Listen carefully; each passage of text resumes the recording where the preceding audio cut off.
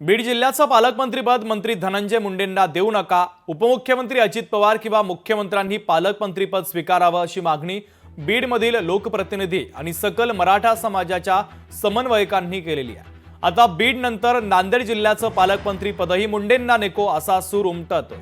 तर नांदेडमधील सकल मराठा समाजाच्या समन्वयकांनी आज आपली भूमिका मांडलेली आहे।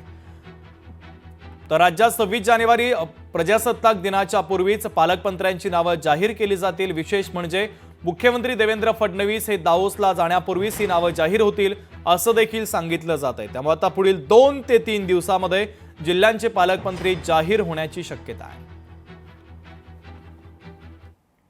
राज्यातील जनता म्हणत असेल की बीडचा बिहार झालाय, आम्हाला नांदेडचा बीड होऊ द्यायचं नाहीये।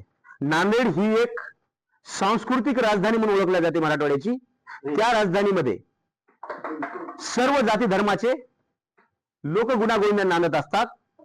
जर बीडची संस्कृती नांदेडला पाडायची असेल तर या राज्य सरकारला विनंती आहे की बीडची संस्कृती नांदेडमध्ये रुजवण्यासाठी रुजू नये म्हणून बीडचा पालकमंत्री हा नांदेडला देऊ नये। जर यदा कदाचित मुंडे बंधू दोघांना विरोध राहील। तर नांदेडचा बीड करायचा नाही अशी भूमिका आता त्यांनी घेतलेली आहे।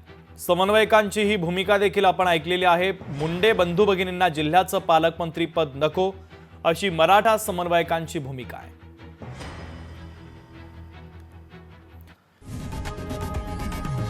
लोकशाही मराठी ऐका, पहा, जागरूक रहा।